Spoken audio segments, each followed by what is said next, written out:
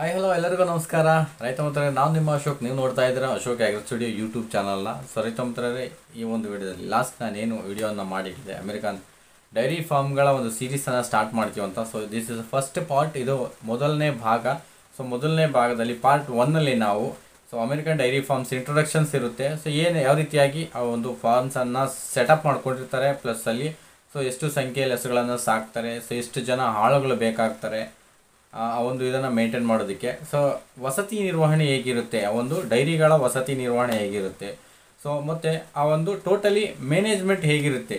So ಅಷ್ಟು ಹಸುಗಳನ್ನು maintain ಮಾಡಬೇಕಾದ್ರೆ ಅವ್ರು ಏನೆಲ್ಲ ವರ್ಕ್ಸ್ ಮಾಡಬೇಕಾಗುತ್ತೆ, ಮತ್ತು ಶೆಡ್ ಕ್ಲೀನಿಂಗ್ಸ್ ಹೇಗಿರುತ್ತೆ. ಸೊ ಇಷ್ಟನ್ನು ಈ ಒಂದು ವಿಡಿಯೋದಲ್ಲಿ ಮಾತಾಡ್ತಾ ಹೋಗೋಣ.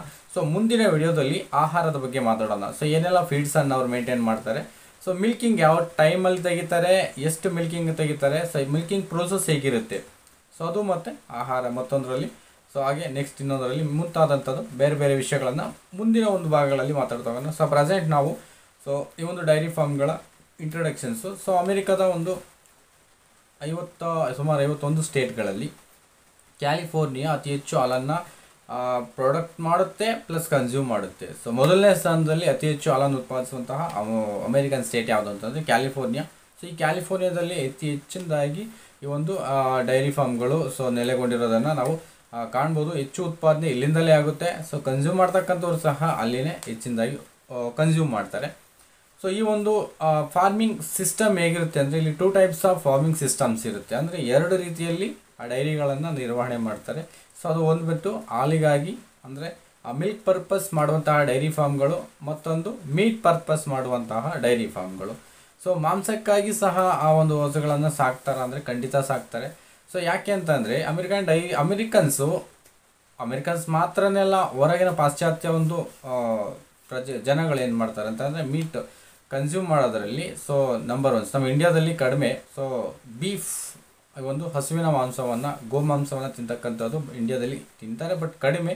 ಆದರೆ ಈ ಒಂದು ಅಮೆರಿಕನ್ಸಲ್ಲಿ 50% ಚಿಕನ್ ತಿಂದರೆ ರಿಮೈನಿಂಗ್ 50% ಪೋರ್ಕ್ ಮತ್ತು ಬೀಫ್ ಆಗಿರುತ್ತೆ. ಸೊ ಹಂದಿ ಮತ್ತು ಗೋಮಾಂಸವನ್ನು ಅತಿ ಹೆಚ್ಚು 50%ಅಲ್ಲಿ ಇರ್ತಕ್ಕಂಥದ್ದು. ಸೊ ಆ ಉದ್ದೇಶಕ್ಕೋಸ್ಕರ ಅವರು ಹಸುಗಳನ್ನು ಸಾಕಾಣಿಕೆ ಮಾಡಿ ಅದನ್ನು ಮಾಂಸಕ್ಕಾಗಿ ಬಳಕೆ ಮಾಡ್ತಾರೆ. ಸೊ ಅದರಲ್ಲಿ ಯಾವ ಹಸುಗಳನ್ನು ಹೆಚ್ಚಿನ ಸಾಕ್ತಾರೆ ಅಂದರೆ ಹೋಲ್ಸ್ಟೈನ್ ಮತ್ತು ಬ್ರೌನ್ ಸ್ಪೈನ್ ಬರುತ್ತೆ, ಮತ್ತು ಬಂದುಬಿಟ್ಟು ಜರ್ಮನ್ ಕೌಸ್ ಇರುತ್ತೆ.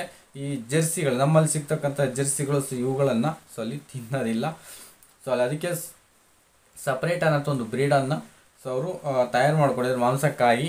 ಆ ಒಂದು ಮಾಂಸ ತುಂಬ ಉತ್ಕೃಷ್ಟ ಮತ್ತು ಟೆಂಡರ್ ಆಗಿರುವಂತಹ ಮಾಂಸ ಅದಾಗಿರುತ್ತೆ. ಸೊ ಅದು ಬಂದುಬಿಟ್ಟು ಆ್ಯಂಗಸ್ ಜಾತಿಯ ಹಸುಗಳು, ಬ್ಲ್ಯಾಕ್ ಆ್ಯಂಗಸ್. ಅವು ತುಂಬಾ ಮಾಂಸಕ್ಕಾಗಿ ಬೆಳವಣಿಗೆ ಮಾಡ್ತಾರೆ, ಮಾಂಸಕ್ಕಾಗಿಯೇ ಅವ್ರನ್ನ ಮಾಡಿಬಿಟ್ಟು ಅದನ್ನು ಹೆಚ್ಚಿನದಾಗಿ ಬಳಕೆ ಮಾಡ್ತಾರೆ. ಬಟ್ ಹೋಲ್ಸ್ಟೈನು, ಜೆರ್ಸಿ, ಸೊ ಇವುಗಳನ್ನು ಹೆಚ್ಚಿನದಾಗಿ ತಿನ್ನೋದಿಲ್ಲ. ಅಲ್ಲಿ ಬ್ರೌನ್ ಸ್ವೀಸು ಇವುಗಳನ್ನು ತಿನ್ನೋದಿಲ್ಲ. ಸೊ ಇವು ಹಾಲಿಗಾಗಿ ಬಳಕೆಯನ್ನು ಮಾಡ್ತಕ್ಕಂಥದ್ದು. ಸೊ ಈ ಡೈರಿ ಫಾರ್ಮ್ಗಳಲ್ಲಿ ಎಷ್ಟು ರೀತಿಯ ಒಂದು ಹಸುಗಳನ್ನು ಮೇಂಟೈನ್ ಮಾಡ್ತಾರೆ ಅಂದರೆ ಎಷ್ಟು ಪ್ರಮಾಣದಲ್ಲಿರ್ತಾರೆ. ಸೊ ಅದನ್ನು ನಿಮಗೆ ಸ್ಲೈಡ್ ರೂಪದಲ್ಲಿ ತೋರಿಸ್ತೀನಿ. ಆ ಒಂದು ಚಿತ್ರಪಟಗಳ ಮುಖಾಂತರ ತೋರಿಸ್ತಾ ಹೋಗೋಣ ನೋಡಿ. ಅಮೆರಿಕನ್ ಡೈರಿ ಫಾರ್ಮ್ಗಳಲ್ಲಿ ಕನಿಷ್ಠ ಅಂತ ಅಂದರೆ 700-800ರಿಂದ ಪ್ರಾರಂಭವಾಗಿ ಹಸುಗಳ ಸಂಖ್ಯೆ 1000 ಗಟ್ಟಲೆ ಅಲ್ಲಿ ಹಸುಗಳನ್ನು ಸಾಕಾಣಿಕೆ ಮಾಡೋದರಲ್ಲಿ ನಾವು ನೋಡ್ತೀವಿ. ಸೊ ಹೆಚ್ಚಿನ ಸಂಖ್ಯೆಯಲ್ಲಿ ಆ ಹಸುಗಳನ್ನು ಸಾಕಾಣಿಕೆ ಮಾಡ್ತಾರೆ. ಹಾಗಾದರೆ ಎಷ್ಟು ಸಂಖ್ಯೆಯ ಕೆಲಸಗಾರರಲ್ಲಿ ಬೇಕಾಗ್ತಾರೆ? ಈಗ ನೀವು ಕನಿಷ್ಠ ನಮ್ಮ ಒಂದು ಇದಕ್ಕೆ ಲೆಕ್ಕ ಹಾಕೊಂಡ್ಬಿಟ್ರೆ ಒಂದು 10 ಹಸು ಇದೆ ಅಂತಂದರೆ ಕನಿಷ್ಠ 3 ಬೇಕಾಗುತ್ತೆ ಕೆಲಸಗಾರರು. ಸೊ ಮೇವಿಗಾಗ್ಬೋದು, ಕ್ಲೀನಿಂಗ್ ಆಗ್ಬೋದು, ಮತ್ತೊಂದು. ಬಟ್ ಅಮೆರಿಕನ್ ಡೈರಿ ಫಾರ್ಮ್ಗಳಲ್ಲಿ 1000 ಗಟ್ಟಲೆ ಹಸುಗಳ ಸಾಕಾಣಿಕೆ ಮಾಡಿದ್ರೂ ಸಹ ಅಲ್ಲಿ ಕೇವಲ 5ರಿಂದ 10 ಜನ ಮಾತ್ರ ಕೆಲಸ ಮಾಡ್ತಾರೆ. ಸೊ ನೀವು ತಪ್ಪು ತಿಳ್ಕೊಬೇಡಿ, ಇದೇನಪ್ಪ ಅಂತಂದರೆ ಇಲ್ಲಿನ ಪ್ರತಿಯೊಂದು ಕೆಲಸನೂ ಸಹ ಆಟೋಮೆಟಿಕ್ ಮಿಷಿನ್ಗಳೇ ಮಾಡ್ತಾ ಇರ್ತವೆ. ಬಟ್ ಆ ಮಿಷಿನ್ಗಳನ್ನು ಆಪ್ರೇಟ್ ಮಾಡೋದಕ್ಕೆ ಮಾತ್ರ ಕೆಲಸಗಾರರು ಬೇಕಾಗ್ತಾರೆ. ಸೊ ಹಸುವನ್ನು ಯಾವುದೇ ರೀತಿ ಕೈಯಿಂದ ಮುಟ್ಟೋದಕ್ಕೂ ಸಹ ಅವರಿಗೆ ಅಂಥ ಒಂದು ಶ್ರಮ ಇರೋದಿಲ್ಲ. ಅದನ್ನ ಜಸ್ಟ್ ಟಚ್ ಕೂಡ ಮಾಡೋದಿಲ್ಲ. ಪ್ರತಿಯೊಂದು ಸಹ ಆಟೋಮೆಟಿಕ್ಕಾಗಿ ನಡೆದೋಗುವಂತಹ ಒಂದು ಈ ಒಂದು ಸಿಸ್ಟಮ್ ಇದಾಗಿರುತ್ತೆ. ಸೊ ಎಲ್ಲವೂ ಸಹ ಆಟೋಮೆಟಿಕ್ಕಾಗಿ ನಡೀತಾ ಹೋಗ್ತಾ ಇರುತ್ತೆ. ಕೇವಲ ಒಂದು 5ರಿಂದ 10 ಜನ ಮಾತ್ರ ಅವಶ್ಯಕತೆ ಇರುತ್ತೆ. ಯಾಕೆಂದರೆ ಆ ಮಿಷಿನ್ಗಳನ್ನು ಆಪ್ರೇಟ್ ಮಾಡಲಿಕ್ಕೆ ಮಾತ್ರ ಕೂಲಿ ಕೆಲಸದವರು. ಸೊ ಈ ಒಂದು ಫಾರಮ್ಗಳಲ್ಲಿ ಫ್ರೀ ರೇಂಜ್ ಫಾರ್ಮಿಂಗ್ ಇರುತ್ತೆ. ಸೊ ಹಸುಗಳನ್ನು ಯಾವ ರೀತಿ ಒಂದು ಕಡೆ ಬಂಧಿಸ್ತಕ್ಕಂಥದ್ದು, ಕಟ್ ಆಗ್ತಕ್ಕಂಥ ಕೆಲಸ ಇರೋದಿಲ್ಲ. ಓವರಾಲ್ ಎಲ್ಲನೂ ಫ್ರೀಯಾಗಿ ಬಿಟ್ಬಿಟ್ಟಿರ್ತಾರೆ. ಸೊ ಒಂದಿಷ್ಟು ಸ್ಕ್ವೇರ್ ಫೀಟ್ಸ್ ಜಾಗವನ್ನು ಮಾಡಿಬಿಟ್ಟು ಅದಕ್ಕೆ ನೇರವಾಗಿ ಉದ್ದವಾಗಿ ಸೊ ಆ ಒಂದು ಶೆಡ್ಗಳಲ್ಲಿ ಸೊ ಒಂದು ನಮ್ಮ ಒಂದು ಫೀಡರ್ಸ್ ಏನು ಬರುತ್ತೆ, ಸೊ ಎರಡೂ ಬದಿಯಲ್ಲಿ ಫೀಡಿಂಗ್ ಬರೋ ಥರ, ಅಂದರೆ ಮಧ್ಯದಲ್ಲಿ ಕನಿಷ್ಠ 10 ಅಡಿ ಜಾಗ ಬಿಟ್ಕೊಂಡು ಸೊ ಯಂತ್ರಗಳು ಸರಾಗವಾಗಿ ಆ ಕಡೆಯಿಂದ ಈ ಕಡೆಗೆ ಸೊ ಬಂದು ಹೋಗಲಿಕ್ಕೆ ಅವಕಾಶವಿರುವಂತೆ ಸೊ ದಾರಿಯನ್ನು, ರೋಡನ್ನು ಬಿಟ್ಕೊಂಡು ಸೊ ಎರಡೂ ಬದಿಗೆ ಆ ಒಂದು ಮಿಷಿನ್ಗಳ ಎರಡೂ ಬದಿಯಲ್ಲಿ ಸೊ ಫೀಡರ್ ಬರುವಂತೆ ಸೊ ಅದನ್ನು ಸೆಟಪ್ ಮಾಡ್ಕೊಂಡಿರ್ತಾರೆ. ಸೊ ಇಲ್ಲಿ ಮನುಷ್ಯರು ಕೈಯಿಂದ ಫೀಡನ್ನು ಹಾಕೋದಾಗಲಿ ಮಾಡೋದಾಗಲಿ ಬರೋಲ್ಲ. ಓವರಾಲ್ ಎಲ್ಲ ಆಟೋಮೆಟಿಕ್ ಮಿಷಿನ್ಗಳೇ ಆ ಒಂದು ಫೀಡ್ಗಳನ್ನು ಎರಡೂ ಬದಿಗೆ ತಳ್ತಾ ಹೋದಾಗ ಸೊ ಆ ಒಂದು ಸೈಡಲ್ಲಿರ್ತಕ್ಕಂತಹ ಆ ಒಂದು ಚೇಂಬರ್ಸ್ ಮಾಡಿರ್ತಾರೆ, ಚೇಂಬರ್ಸಿಂದ ಬಂದು ಸೊ ಅವುಗಳನ್ನು ಮೇವನ್ನು ತಿಂತವೆ. ಬಟ್ ಅಲ್ಲಿ ಕ್ಲೀನಿಂಗ್ ಪ್ರೊಸೆಸ್ಸು ತುಂಬಾ ಅಂದರೆ ಯಾವುದೇ ಮನುಷ್ಯನಿಂದ ಮಾಡಿಸೋದಲ್ಲ. ಸೊ ಅದು ಸಹ ಆಟೋಮೆಟಿಕ್ ಆಗಿ ಮಿಷಿನ್ಗಳಿಂದಲೇ ಮಾಡುತ್ತೆ. ಸೊ ತುಂಬಾ ಅಂದರೆ ಆ ಒಂದು ಪ್ರೋಸೆಸ್ ಮಾಡಬೇಕಂದ್ರೆ ತುಂಬಾ ಇನ್ವೆಸ್ಟ್ಮೆಂಟು ನಾವು ಮಾಡಬೇಕಾಗುತ್ತೆ. ಸೊ ಯಾವ ರೀತಿಯಲ್ಲಿ ಇನ್ವೆಸ್ಟ್ ಮಾಡ್ತಾರೆ ಅನ್ನೋದನ್ನು ನಾನು ಆ ಕ್ಲೀನಿಂಗ್ ಪ್ರೋಸೆಸ್ದು ಒಂದು ವೀಡಿಯೋ ನೋಡ್ತೀನಿ. ಸೊ ಇಲ್ಲಿ ನೀರಿನ ಮುಖಾಂತರ ಕ್ಲೀನ್ ಮಾಡ್ತಾರೆ.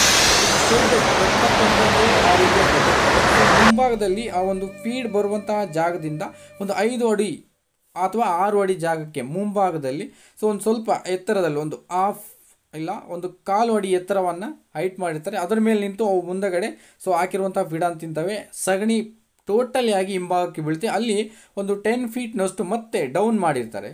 ಸೊ ಆ ಜಾಗದಲ್ಲಿ ಮಾತ್ರ ಸಗಣಿ ಬೀಳುವಂತೆ ಅವರು ಸೆಟಪ್ ಮಾಡ್ಕೊಂಡಿರ್ತಾರೆ. ಬಟ್ ಯಾವುದೇ ರೀತಿ ಮುಂಭಾಗದಲ್ಲಿ ಅದು ನಿಲ್ಲುವಂತಹ ಜಾಗದಲ್ಲಿ ಸಗಣಿ ಬೀಳ್ದಲೆ ಇರೋ ರೀತಿ ನೋಡ್ಕೊಂಡಿರ್ತಾರೆ. ಆ ನಿಲ್ಲುವಂಥ ಜಾಗವನ್ನು ತುಂಬ ಮೃದುವಾದ ಹುಲ್ಲು ಮತ್ತು ಸೊ ಇನ್ನಿತರೆ ಹೊಟ್ಟಿನಿಂದ ಸೊ ಸೆಟಪ್ ಮಾಡಿರ್ತಾರೆ. ಅವು ಮೃದುವಾಗಿರಬೇಕು, ಪಾದಕ್ಕೆ ಯಾವುದೇ ರೀತಿ ತೊಂದರೆ ಆಗದಂತೆ ಸೊ ಸ್ಮೂತಾಗಿರುವಂತೆ ನೋಡ್ತಾರೆ. ಸೊ ಆ ಬಿದ್ದಂಥ ಸಗಣಿಯನ್ನು ನೀರಿನ ಮುಖಾಂತರ ಫ್ಲಶ್ ಮಾಡಿಸ್ತಾರೆ. ಅಂದರೆ ನೀರನ್ನು ಫೋರ್ಸಾಗಿ ಬಿಡೋದ್ರ ಮುಖಾಂತರ, ಅದು ಕಾಲುವೆ ರೀತಿ ಇರುತ್ತೆ ಒಂದು 10 ಫೀಟ್ನಷ್ಟು. ಸೊ ಅದು ಹೇಗೆ ಅನ್ನೋದನ್ನು ನಾನು ಚಿತ್ರದಲ್ಲಿ ತೋರಿಸ್ತೀನಿ ನೋಡಿ.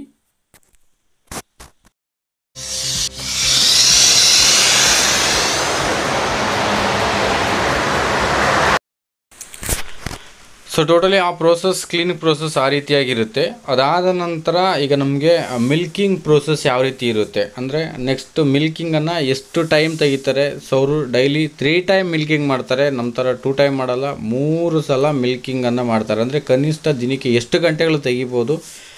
ಈ ಒಂದಿಷ್ಟು 1000 ಹಸುಗಳನ್ನು ಮಿಲ್ಕಿಂಗ್ ಮಾಡಬೇಕಂದ್ರೆ ಸೊ ಎಷ್ಟು ಟೈಮ್ ಹಿಡಿಯುತ್ತೆ ಅವರಿಗೆ. ಸೊ ಆ ಒಂದು ಪ್ರೋಸೆಸ್ಸನ್ನು ನಾನು ನೆಕ್ಸ್ಟ್ ವೀಡಿಯೋದಲ್ಲಿ ಇರ್ತೀನಿ. ಹಾಗೆಯೇ ಅತಿ ಹೆಚ್ಚು ಎಷ್ಟು ಮಿಲ್ಕನ್ನು ಕೊಡುತ್ತೆ ಈ ಒಂದು ಹಸುಗಳು.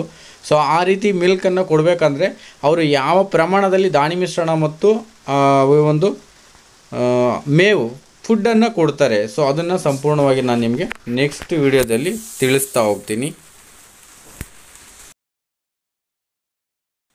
ಈ ಒಂದು ವಾಟರ್ ಪ್ರೋಸೆಸ್ ಕಂಪ್ಲೀಟ್ ಆದಮೇಲೆ ಸೊ ಈ ರೀತಿಯಾಗಿ ಡ್ರೈ ಆಗುತ್ತೆ.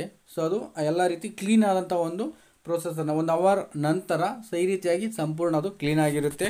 ಜಸ್ಟ್ ನೀರಿನ ಮುಖಾಂತರನೇ ಕ್ಲೀನ್ ಮಾಡ್ತಾರೆ ಪ್ರತಿಯೊಂದನ್ನು. ಸೊ ತುಂಬ ಫೋರ್ಸಾಗಿ ನೀರು ಬಿಡೋದ್ರ ಮುಖಾಂತರ ಕ್ಲೀನ್ ಮಾಡಿ ಸೊ ಈ ರೀತಿ ಡ್ರೈ ಮಾಡುವಂಥ ಸಿಸ್ಟಮ್ ಆ ಒಂದು ಫಾರಮ್ಗಳಲ್ಲಿ ಹೆಚ್ಚಿನದಾಗಿ ಮಾಡ್ತಾರೆ. ತುಂಬಾ ಇನ್ವೆಸ್ಟ್ ಮಾಡಿ ಮಾಡ್ತಕ್ಕಂಥ ಫಾರಮ್ಗಳಲ್ವ. ಸೊ ಆ ಉದ್ದೇಶಕ್ಕೋಸ್ಕರ ಎಲ್ಲ ಆಟೋಮೆಟಿಕ್ ವರ್ಕ್ಸನ್ನು ಇಲ್ಲಿ ನಾವು ಕಾಣಬಹುದಾಗಿರುತ್ತೆ. ಸೊ ಈ ರೀತಿಯಾಗಿ ಡ್ರೈ ಆಗೋದನ್ನು ನಾವು ಕಾಣಬಹುದು. ಈ ರೀತಿ ಸಗಣಿ ತೆಗಿತಾರೆ. ಈ ರೀತಿ ಕ್ಲೀನಿಂಗ್ ಆದ ನಂತರ ಸೊ ಅಂದರೆ ಇಲ್ಲಿ ಓವರಾಲ್ ಈ ಶೆಡ್ಗಳು ತುಂಬಾ ವಿಸ್ತಾರವನ್ನು ಹೊಂದಿರ್ತವೆ.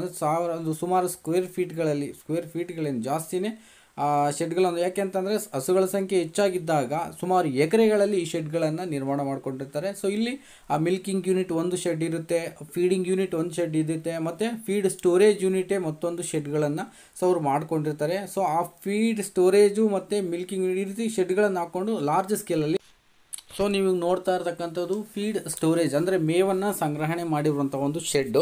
ಸೊ ಈ ರೀತಿಯಾಗಿ ಯೂನಿಟ್ಗಳು ನೆಕ್ಸ್ಟ್ ದಾಣಿ ಮಿಶ್ರಣಕ್ಕೆ ಸಪ್ರೇಟ್ ಆಗಿರತಕ್ಕಂಥ ಒಂದು ಶೆಡ್ಗಳನ್ನು ಮಾಡಿದ್ದಾರೆ. ಸೊ ಅದನ್ನು ಸಹ ತೋರಿಸ್ತೀನಿ ನೆಕ್ಸ್ಟ್ ಒಂದು ಪಾರ್ಟಲ್ಲಿ. ಫುಡ್ ಸಂಬಂಧಪಟ್ಟಂತೆ ಇದರಂತೆ ಬಂದಾಗ ನಾನು ಆ ದಾಣಿ ಮಿಶ್ರಣವನ್ನು ಅಂದರೆ ಪ್ರತಿ ಧಾನ್ಯವನ್ನು ಒಂದೊಂದು ರೀತಿಯಲ್ಲಿ ಸ್ಟೋರ್ ಮಾಡಿ ಅದನ್ನು ಮಿಕ್ಸ್ ಮಾಡುವಂಥ ಪ್ರೋಸೆಸ್ ಇರುತ್ತೆ. ಸೊ ಇದು ಬಂದುಬಿಟ್ಟು ಸೊ ಮೇವನ್ನು ಈ ರೀತಿಯಾಗಿ ಒಂದು ಬೇಲ್ಗಳಾಗಿ ಸುತ್ತಬಿಟ್ಟು ಅಂದರೆ ಚೌಕಾಕಾರದಲ್ಲಿ ಸುತ್ತಬಿಟ್ಟು ಈ ರೀತಿ ಸ್ಟೋರೇಜನ್ನು ಮಾಡ್ತಾರೆ. ಕಡಿಮೆ ಸ್ಥಳಾವಕಾಶದಲ್ಲಿ ಅತಿ ಹೆಚ್ಚು ಮೇವನ್ನು ಸ್ಟೋರ್ ಮಾಡುವ ಉದ್ದೇಶ.